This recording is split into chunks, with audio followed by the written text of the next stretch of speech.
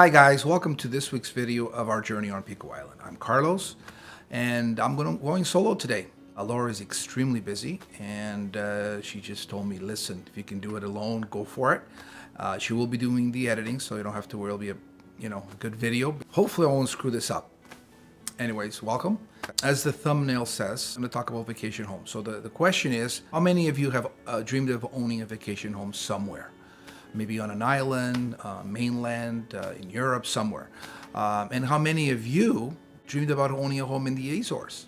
Okay. On this video, we're going to share with you why we feel the Azores is the perfect place for a vacation home.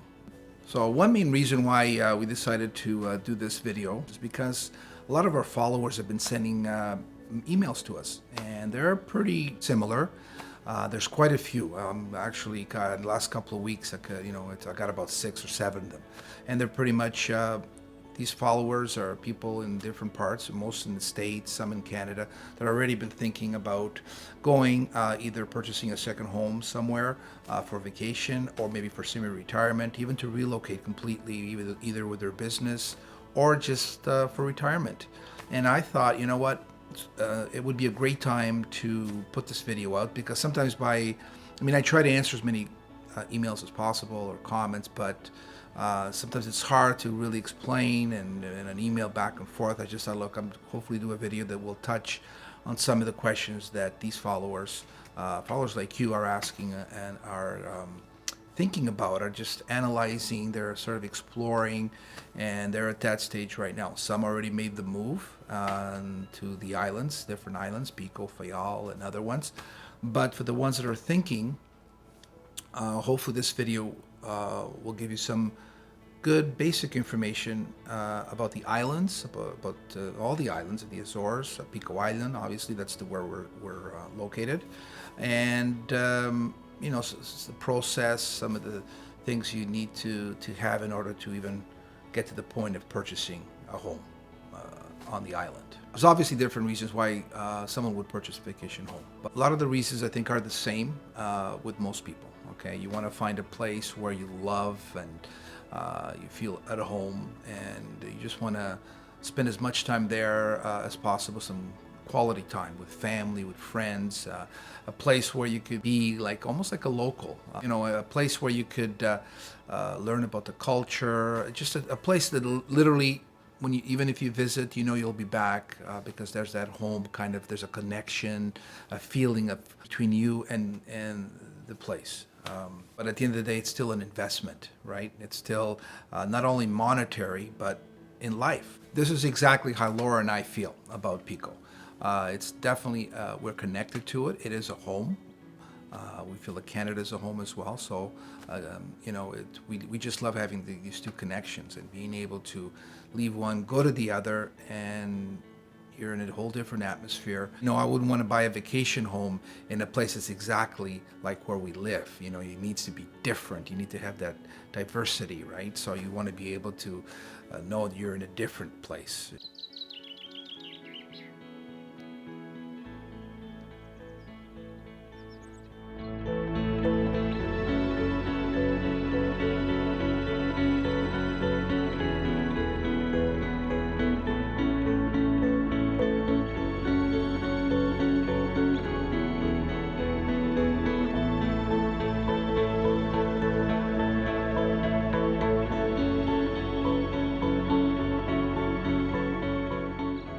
Are the Azores for you?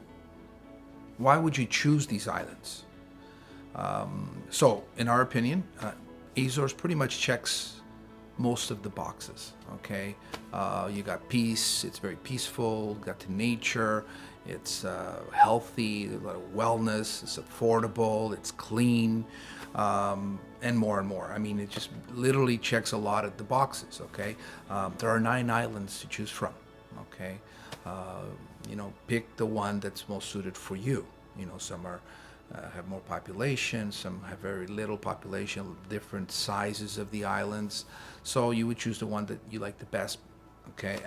When someone looks in the map, where the Azores, there's 9 dots, literally in the middle of the North Atlantic. So when people see that for the first time and they don't know a lot about these islands, they really think it's really remote, and it is in a way.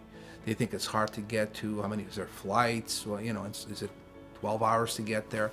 And it's not. Okay, so a lot of times I would educate some of the clients who would come in to book travel with me. I basically tell them, look, you can get in from Toronto. It'll take you 5.5 hours going to the Azores. To go to Europe, let's say Lisbon, other places in Europe, a couple hours. So you are in an area that's rich in nature. Okay, the marine life is unbelievable. Okay, definitely nothing around there except the ocean, Atlantic Ocean. But you are well connected, and these reasons, to me, makes this a perfect place. Okay, the peace and the safety, just those two, and nowadays are important to most of us, and just those reasons alone, I would choose the Azores. There's no doubt about that. Okay, Azores belong to Portugal. Okay, it's the 7th region. Portugal is a great country. They rank high in a lot of areas. So to be connected to Portugal, to be connected, to be located where you got North America to one side, rest of Europe, I think, for me, and a lot of people I talk to, a lot of people that have discovered the Azores, believe and feel that this is an amazing place to definitely spend a lot of time.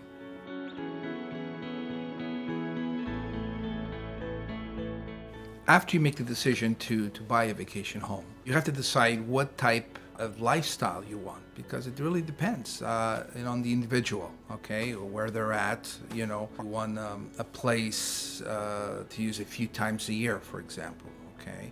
Do you want to semi-retire?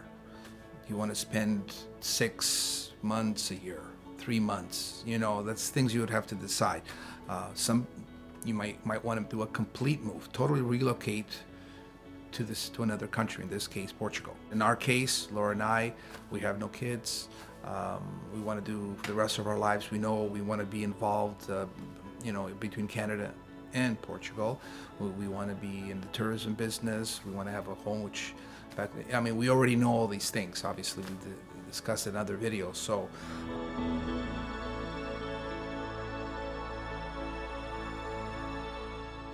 when you're clear on the next chapter in your life, even I think before looking for a property or an island or anything like that, I think you got to visit. You got to go on a fairly long trip. If you already decided that the Azores is the area you want to have your vacation home, visit as many islands as you can.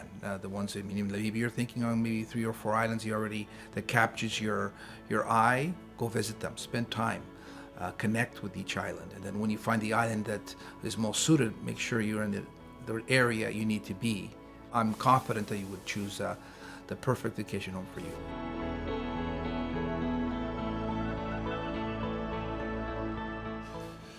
It's very important to know what you need in order to travel to Portugal, pretty much Europe. Okay, in our case, we travel from Canada. You could be traveling from the U.S. It doesn't really matter. If you go for 3 months, you have basically 90 days on a tourist visa per calendar year. So that's 3 months. Okay, you can literally go and spend 3 months. Sure, you can just do a month, or a month is a good time. Sometimes people don't have the time. Obviously, they can't just go for 3 months. But in 1 month, even 2 weeks, you can get a good taste. For example, if you do have a vacation home there, and you basically decide you want to, you have up to 3 months. So you can divide it, basically go 3 times a year. 1 month, 1 month, 1 month. You can go 3 months consecutively in a calendar year. Now, if you decide to the point where you will be spending more than 3 months, then you have to apply for a temporary resident visa, okay? And you'll get a visa for a year or two, then you renew it. And I spoke to someone the other day. They actually got their Portuguese citizenship in 4 years. I think that's what she told me. Basically, they renewed it twice, I think. They gave it 2 years, and the process kind of was started, and now she's a Portuguese citizen. Portugal is probably the easiest country in Europe to get citizenship. And if you get the Portuguese citizenship, you have access to the European Union. It's a really good passport to have. It's pretty straightforward, okay? All the information is in the government site, okay? I'm just telling you from my experience, it's always good to go to the source. You can get, companies that offer these services to help you, but it's really pretty straightforward. Most people just do it themselves.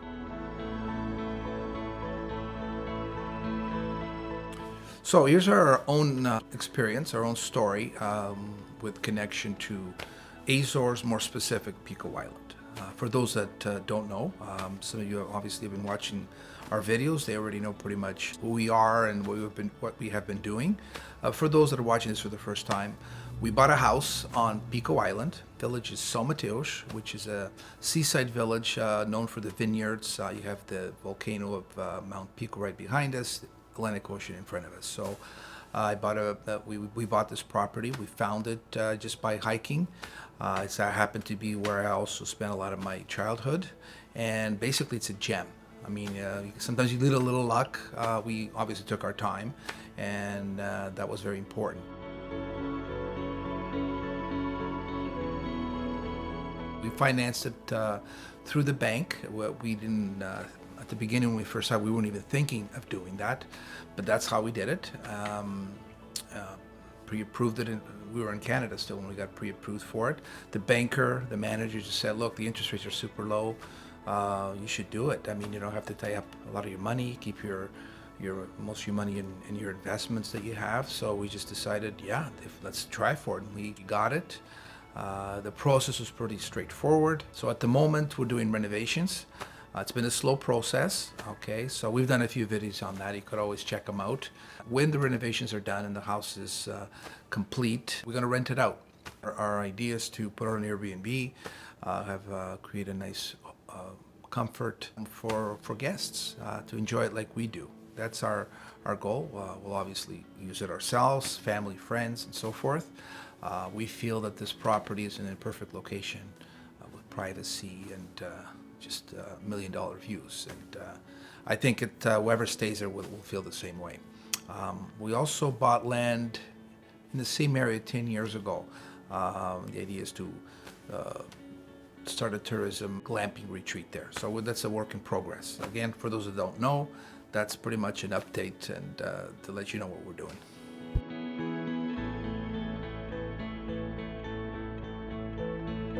Here are some important things to know when buying a property in Portugal. Okay, so first of all, there is no imposed restrictions on foreigners to buy property in Portugal, which is amazing because some countries have a lot of restrictions. There's a lot of people buying and have been buying properties in mainland, Madeira, the Azores, and it's a lot easier, I guess, than some other countries. Before buying a property, you need to have what they call a NIF number. It's something you get through their finances. It's like a social insurance number equivalent to what we have here in Canada. You must have that. It's for taxes, right? You need a bank account, okay? In order to have these two things, you need a sponsor. So let's say you're not a Portuguese citizen, you're from outside, okay? You need to have a sponsor, someone that's responsible for you in order to get the NIF and to have a bank account and to buy a property, okay? One thing I'd recommend is legal representation. You can't even start this process unless you already have either a notary or a lawyer. In our case, we used a notary. We could always refer them to you. He's amazing. They're amazing. And we used them both to purchase the property, the house, and the land. It's also very important to have an English-speaking accountant in Portugal because there's so much to know, and you'll never learn all of it. There's always new rules, new regulations to do with taxes and so forth. So that I believe if you don't speak Portuguese, it's very important that you have someone that speaks English that can explain to you everything. I also think it's important to have your own account back in your country, in our case Canada, for advice. I mean, because we're dealing with two countries, okay, even though there's no double taxation, but again, it's to do with terms, rules, need to have that.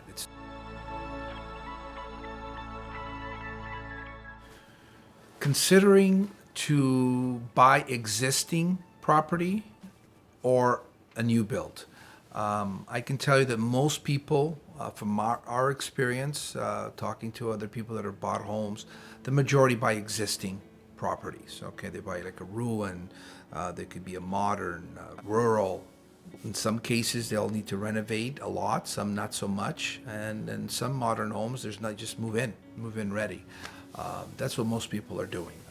No, there are some that do, they have already some property and so they want to build something from scratch to really suit all their tastes. That's happening. Some will buy property.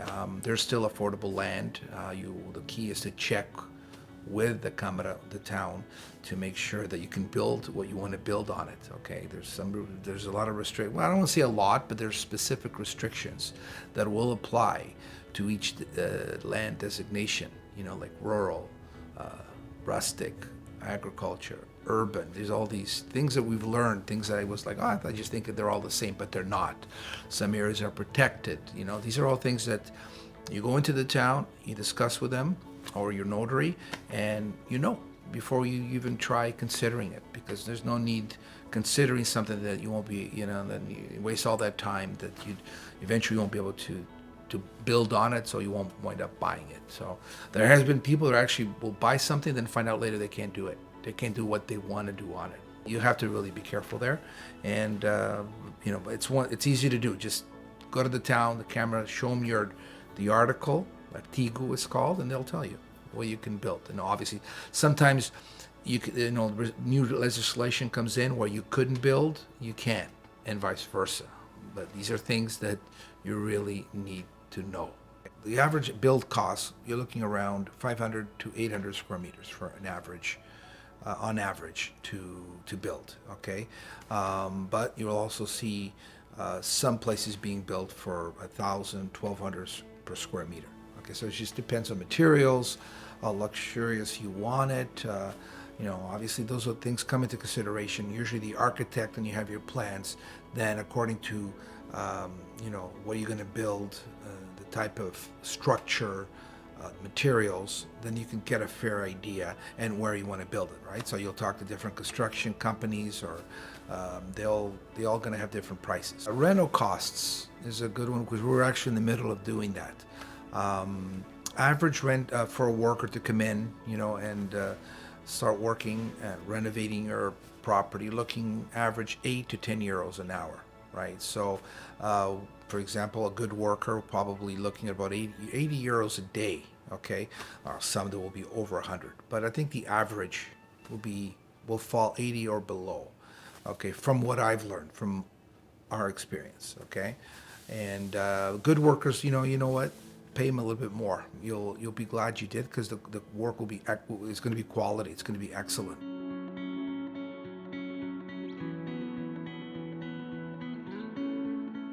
Comparing Azores to other islands like the Caribbean, islands in the Med, Pacific, it's important to compare. I guess it depends. Everyone has you know, their budgets. They know what they want to spend and what kind of lifestyle they want, and what type of. It could be an island, or it could be somewhere on the mainland. I'm more comparing this to more islands, okay? Because Azores obviously are islands. Places like, there's so many places in the Caribbean that people retire to. In the Pacific, like Hawaii, for example. In the Mediterranean, like Mallorca, Corsica. There's quite a few places to choose from.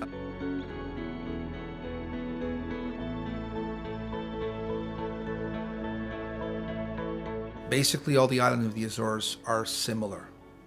Each one of them do have some uniqueness to them, okay? All 9 islands have that. So that's why I'm saying visit as many as you can, okay? But the Azores, there's 250,000 population. Half the population live in San Miguel, the biggest island, okay? The city there is called Ponta Delgada. That's where a lot of the international flights come in. Also, the island of Terceira, they get international flights. They have the U.S. Air Base there as well. So this just gives you an example of, you know, how connected to the islands, okay? Then when you arrive internationally from Canada or the U.S., for example, then you get into the inter-island smaller planes to get to the other islands. But yeah, so on Pico, I was born there, for those that don't know, and I've been back year after year. I have a lot of family there. Laura started coming about 10 years ago. She fell in love with the island, and the rest is history, okay? So I just thought it'd be good to give a little bit of information on the island itself. The size of Pico is 444 square kilometers. So to compare to another island that you might be aware of is Barbados. Almost exactly the same square footage. Barbados, I believe, has almost 300,000 people population. Pico has about 15,000. That's 15,000, 15,000. So that just tells you that most of the island is bare. A lot of it's protected. You got the highlands, from the coast, you can go up 20 minutes, you're in the highlands, lakes. Pico is also the highest altitude of Portugal. Okay, you can climb, a lot of people come to climb Mount Pico. The volcano is dormant, so don't worry. But I've climbed it. People climb it to watch the sunrise. It's absolutely stunning, unbelievably beautiful. I do recommend you would climb it because it would be an experience, okay? And the altitude, it's 2,345 meters above sea level. That's about 8,000 feet. So the island, basically, like most islands, you go around it, there's villages on the coast. Like a lot of the villages are basically either right on the coast, hanging over the coast. That's how Pico is, and the rest of the islands in the Azores. There's three main towns in Pico, on Pico: Madalena, Sao Jorge, Laje. Okay, this is the highest concentration of population of the island are in these close to these three areas. There are also these areas that are also districts, and there's parishes, within these towns. I'm just touching just to give you a little bit of perspective of Pico itself. Okay, so when you are looking, if this is the island you choose, there's a lot of area around the island. You could find a property, beautiful village. They all have ocean views. I mean, the hardest thing on the island would be to not find an ocean view, in my opinion. It's almost impossible. Look around the whole island. Where we are, it's between Lajes and Madalena on the south coast. So between more or less Madalena, parts of Madalena, so you'd have to go, like for example, from São Mateus, we only see the Atlantic Ocean. We don't see the other two sister islands, right? So if you're on the north coast, you'll see St. George. If you're closer to Madalena, you'll see Faial. In some parts of the island, you can see both sister islands, right? So I love just looking at the ocean. Sometimes it's like you're on a cruise ship. You just see vast ocean, right? So that's me. I don't need to see another island in front of me. Some people want that. They might go into those areas. It might be, homes may cost more, depending on the home. So, but that's it. So the islands, just going back to the islands, Pico is part of the central group, okay? There's 5. There's Pico, Faial, St. George, Graciosa, Terceira. That's 5. The southern group, there's 2, São Miguel, Santa Maria. And the western group, Flores and Corvo. That's the most westerly point of Europe.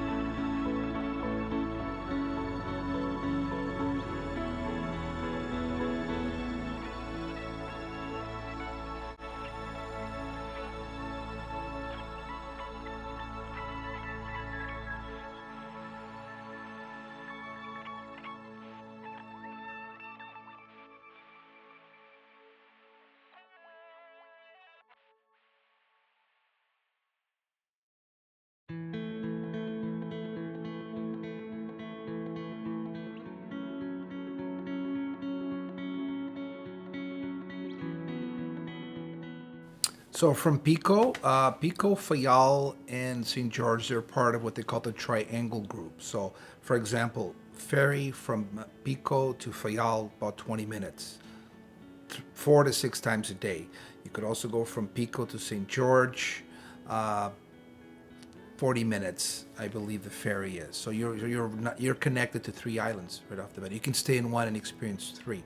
Now you could also take ferries to the Terceira and to Graciosa, for example, in the summer. But that's how well connected you are. If in the morning you feel, you get up, you're on Pico, you want to spend a day in Fayal or St. George, it's done. It's very easy, okay?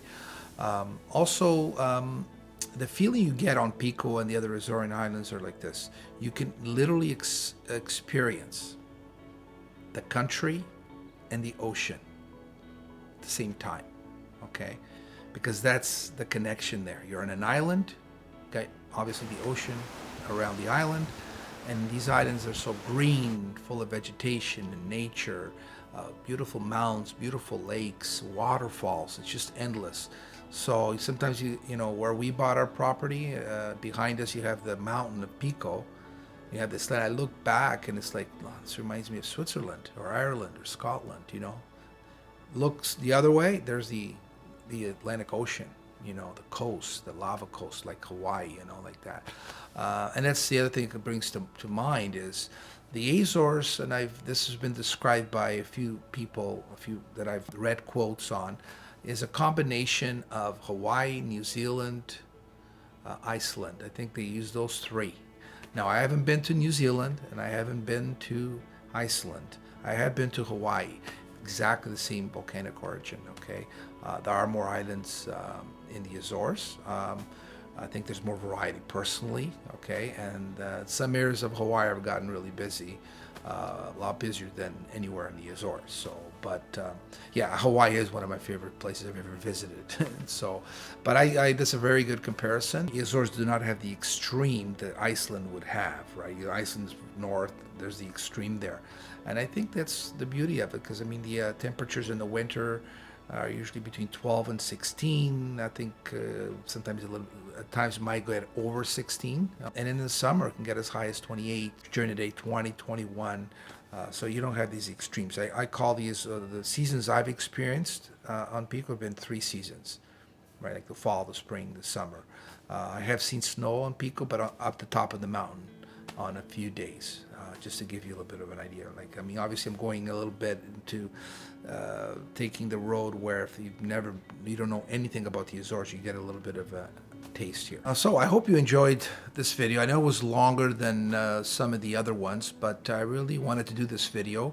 Like I said, some of the followers who were asking were trying to learn more about the Azores, and I think this is what this video is for. Appreciate you hanging out with me. Laura will be back on the next video. If you really enjoyed this, we appreciate the like and subscribe if you haven't done so. And yeah, I'll see you in the next video. Cheers.